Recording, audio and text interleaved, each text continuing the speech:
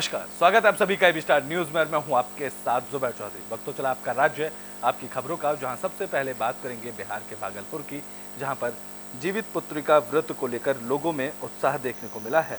बता दें कि भागलपुर में जीवित पुत्रिका व्रत को लेकर लोगों में उत्साह देखने को मिल रहा है, जहाँ गंगा घाटों पर सुबह से ही महिलाएं गंगा स्नान के लिए पहुंचती नजर आई। बरारीपुर घाट, मुसहरी घाट, सीढ़ी घाट, सखी चंद्र घाट, बाबूपुर घाट समेत कई गंगा घाटों पर महिलाओं का तांता लगा रहा। महिलाओं ने गंगा स्नान के साथ तेल खल्ली दान कर पूजा अर्चना की। बता दें कि इस दिन गंगा स्नान का बड़ा ही महत्व माना जाता है। दूर दराज से लोग भी गंगा स्नान करने और पूजा अर्चना करने इस दिन गंगा घाटों पर पहुंचते हैं। 3 दिनों तक चलने वाले इस पर्व के पहले दिन नहाए खाए व्रत किया जा गया, जिसके बाद महिलाएं निर्जला व्रत रखेंगी और फिर पारण करेंगी। गंगा जी आए हैं पुत्र के लंबी आयु के लिए पूजा व्रत करना चाहिए। हम तो इस बार फर्स्ट टाइम में आए हैं। सबको करना चाहिए। आज आप लोग क्या क्या किए यहाँ? आज यहाँ गंगा स्नान किए, तेल खल्ली चढ़ाए, खजी चढ़ाए, यही सब किए, पूजा पाठ किए। आज उपवास भी रखेंगे? आज नहाए खाए करेंगे। नहाए खाए करेंगे। क्या नाम हुआ आपका? पूजा कुमारी। बरारी घाट आए, गंगा जी नहाने आए हैं।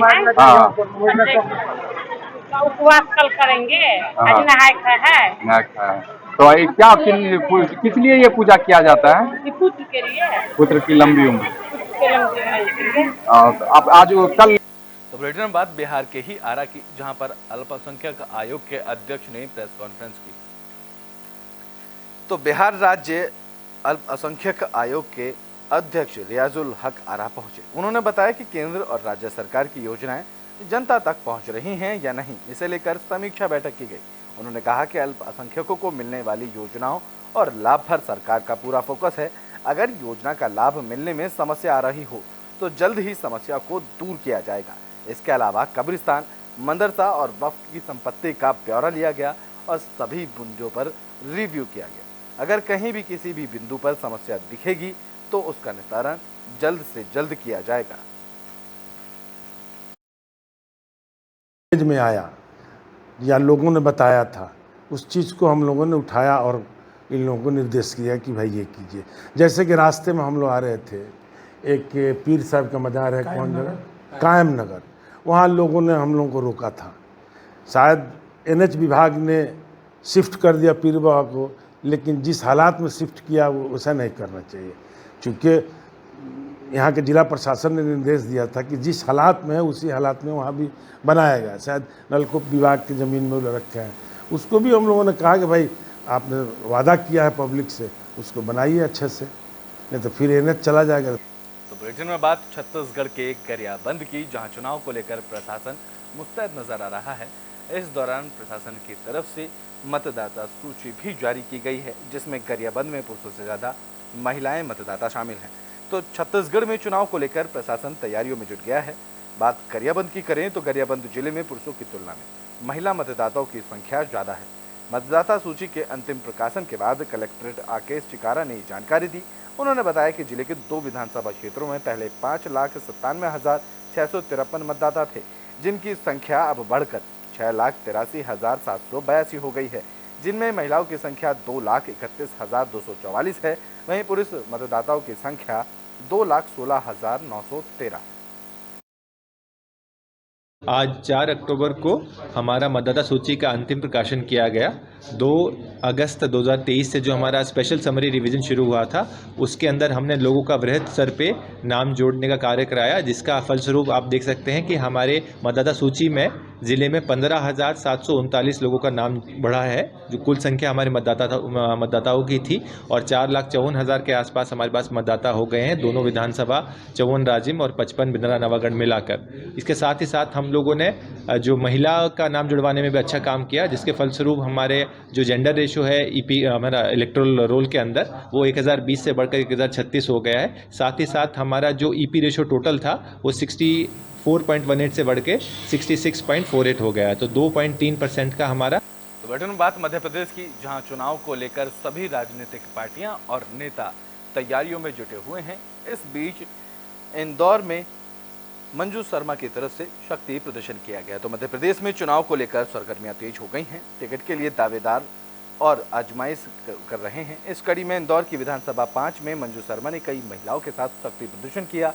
वो विधानसभा 5 से टिकट के लिए दावेदारी अपनी ठोक रही हैं।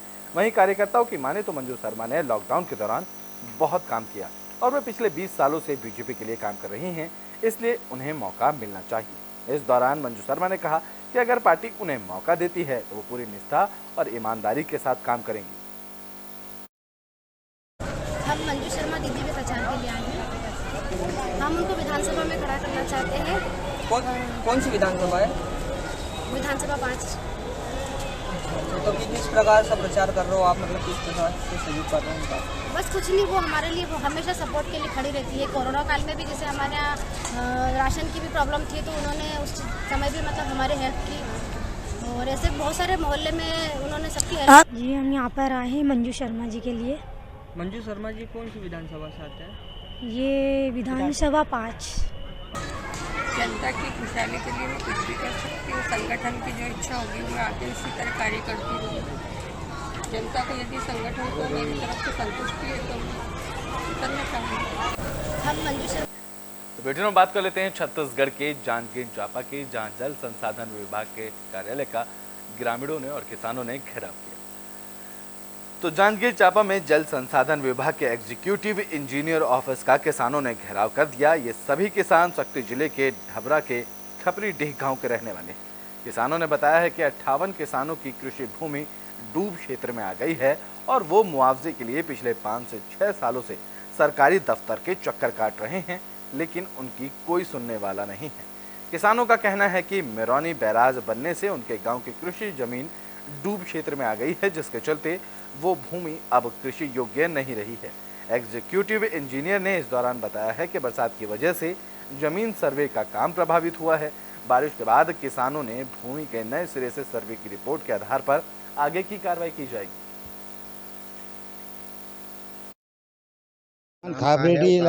खापरेडी लाए हैं। मोर नाम अजीत यादव है। जमीन डूबे हुए है हमन के पानी, बैराज के पानी में, और ओकर मुआवजा के मांग करत हन। गए हमन एती ओती भटकत हन। 5-6 साल हो गए। 6 साल साहब मन का एती ओती धक्का खवात हैं। गए यहाँ हैं तो यहाँ कागज जमा कर दें, बिलाईगढ़ गए और वह विधायक कन गए तो जाओ भाई वहाँ कर देवा, वहाँ कर देवा, ऐसे करके तो कहते हैं। आज तक तो मुआवजा के कोई यह उम्मीद नहीं है। का कहीं सरकार है तो ओकरे ये नाला के बुढ़ान के समस्या में आए हैं। वो हमन के जो भी चीज़ है कछु कहीं बुआ था, प्याज भाजी कछु कैसे सब बुड़ गए। बुड़े के बाद में हमन ला मुआवजा नहीं मिला थे तो हमन तो ये खिलाफ तो है करबे करबो। वैसे वैसे एक समस्या में तो आए हवन, बहुत नहीं बोले के अभी तो 58 किसान के हाँ 58 किसान के हवा है, बाकी अभी कम आए हवन। ये काम धाम सब छोड़ के आए हवन। अब ओकरे समस्या में आए हवन। हमन ये मुआवजा नहीं मिल पाते तो हमन सरकार का जो भी हो ये खिलाफ करबो तो अभी तो मिल ही नहीं तो कोई कर जाके। आज तक हमार जो मेरौनी बैराज के डैम बना हुआ है वहाँ 58 किसान का जमीन बूढ़ा हुआ है कि उसका मुआवजा नहीं मिल पा रहा है। 6 साल से हमार कोई कार्रवाई नहीं कर रहा है, कि कोई मांग नहीं कर रहा है, क्योंकि कोई सुनाई नहीं कर रहा है। उसके लिए हम चक्का जाम भी करेंगे और 5-6 बार आ चुके हैं चापा में, कोई कार्रवाई साहब नहीं भेटा। वो दिन कह रहा है कि वो नहीं आ। तो बेटियों ने बात छत्तीसगढ़ के गरियाबंद की, जहां खनिज विभाग का बड़ा एक्शन देखने को मिला है। इस बीच खनिज विभाग के एक्शन से रेत माफियाओं में हड़कंप मच गया। तो गरियाबंद जिले में खनिज विभाग की टीम का बड़ा एक्शन देखने को मिला, जिससे खनन माफियाओं में हड़कंप मच गया। बता दें कि खनिज विभाग ने अवैध रेत परिवहन पर लगे करीब 15 वाहनों पर कार्रवाई की है, जिसमें ज्यादातर ट्रैक्टर हैं और एक हाईवा भी शामिल है। बता दें कि ये वाहन पीतईबंद, लचकेरा और फिंगनेश्वर से अवैध तरीके से रेत का परिवहन कर रहे थे। खनिज अधिकारी ने लचकेरा, सड़कड़ा और कुटेना में रेत खदान पर कार्रवाई करने की बात कही है। आज दिन भर की कार्यवाही में 14 गाड़ियों पर कार्रवाई की गई है, जिसमें राजिम क्षेत्र में जो है 4 वाहन पितईबंद रेत खदान से अवैध उत्खनन करते पाए जाने पर उनको जब्त करके राजिम थाना में अभिरक्षा में रखे हैं, एवं फिंगसर क्षेत्र के लचकेरा में अवैध उत्खनन पाए जाने पर 10 वाहन को जब्त करके फिंगसर पुलिस अभिरक्षा में रखे हैं। वाहनों पर कार्रवाई किया जा रहा है, लेकिन बड़ी वाहनों पर नहीं। जैसे कि लचकेरा में आज दिन भर चैन माउंटेन से खुदाई नहीं, सभी पर कर रहे हैं। जहां भी आज दिन भर की कार्रवाई में लचकेरा से भी बड़ी गाड़ी पकड़ाई है और छोटी गाड़ी। वीडियो में बात छत्तीसगढ़ के जांजगीर चांपा की कर लेते हैं, जहां नौकरी को लेकर दुष्कर्म का मामला सामने आया है। बता दें कि जांजगीर चांपा पुलिस को बड़ी कामयाबी हाथ लगी है। पुलिस ने दुष्कर्म के आरोपी को गिरफ्तार कर लिया है। दरअसल एक महिला ने आरोप लगाया था कि उसकी दोस्ती सोशल मीडिया पर एक युवक से हुई थी, जिसके बाद नौकरी का झांसा देकर युवक ने उसके साथ दुष्कर्म की वारदात को अंजाम दिया। पीड़ित की शिकायत पर पुलिस ने आरोपी युवक होरे लाल सूर्यवंशी को गिरफ्तार कर लिया।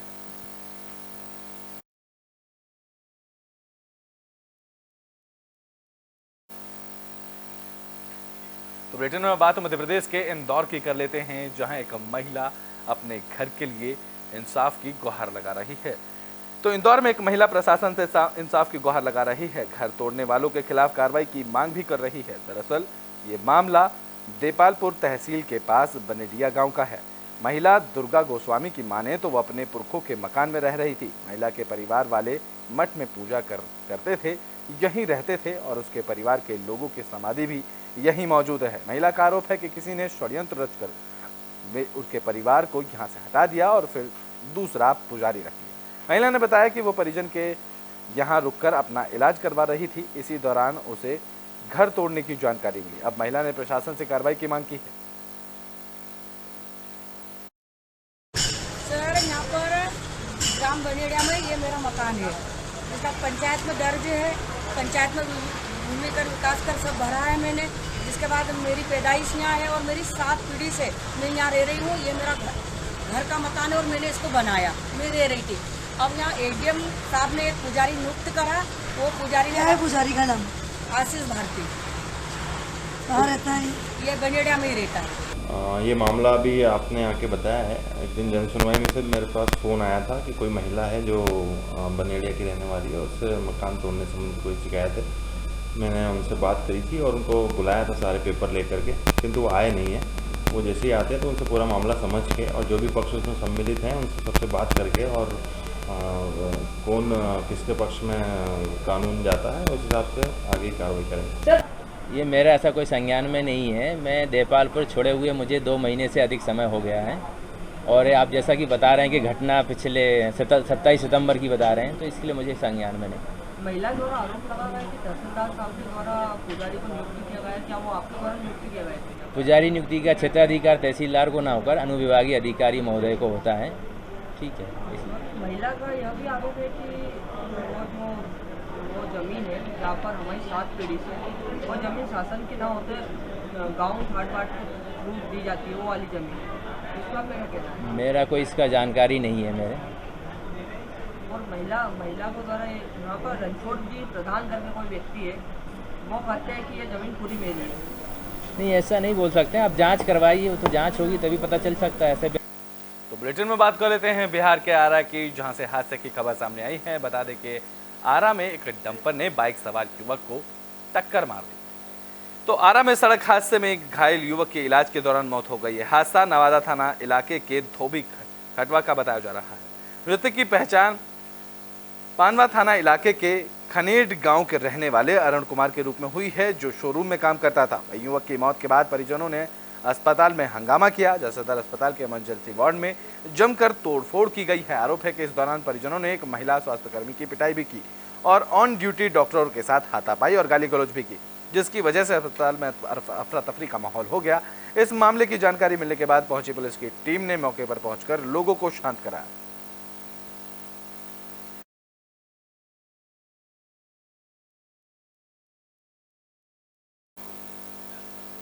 बुलेटिन में बात कर लेते हैं सुगौली की, जहां से बैंक में लूट का मामला सामने आया है। तो सुगौली में बदमाश बेलगाम नजर आ रहे हैं। अंदाजा आप इसी बात से लगा सकते हैं कि बदमाश बंधन बैंक में घुसते हैं और कर्मचारियों को बंधक बनाते हैं और पैसे लूटकर फरार हो जाते हैं। ये मामला सुगौली के बंधन बैंक का है। बदमाशों ने स्टाफ को बंधक बनाकर 3.5 लाख रुपए की लूट की वारदात को अंजाम दिया है। इस मामले की जानकारी मिलने पर पहुंची पुलिस ने बदमाशों की तलाश शुरू कर दी है।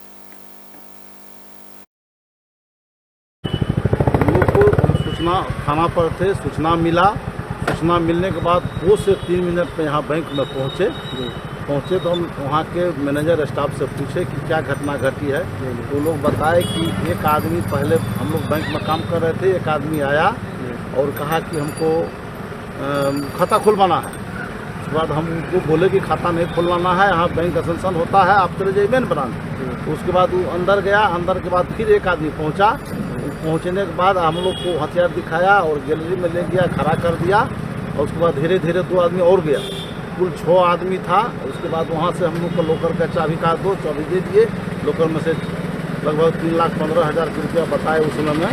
ये घटना लगभग 1:20 का है। हमारे 2-3 स्टाफ ऑफिस में बैठे हुए थे। एक सिंगल लड़का आया अंदर में, वो अकाउंट के बारे में बातचीत करने लगा। सर हमको सेविंग अकाउंट खुलवाना है। तो हम लोग से बात करने के बाद हम लोग बोले कि हम लोग यहाँ सेविंग अकाउंट नहीं खोलते, केवल लोन के अकाउंट खुलता है। बाकी आप मेरा बगल में जीबी ब्रांच है, वहाँ से जाकर संपर्क करें। उसके बाद वो लड़का 2 कदम आगे जा करके दूसरा स्टाफ है और बदूम देखा। उसके बाद जितना स्टाफ था सबको अंदर से बुला करके इस अंदर में गैलरी है, वहीं पे सबको खड़ा कर दिया गन पॉइंट में, और जितना भी पैसा था। आपका राज्य आपकी खबरों में अभी के लिए बस इतना ही। देश और दुनिया की तमाम खबरों के लिए देखते रहें एबी स्टार।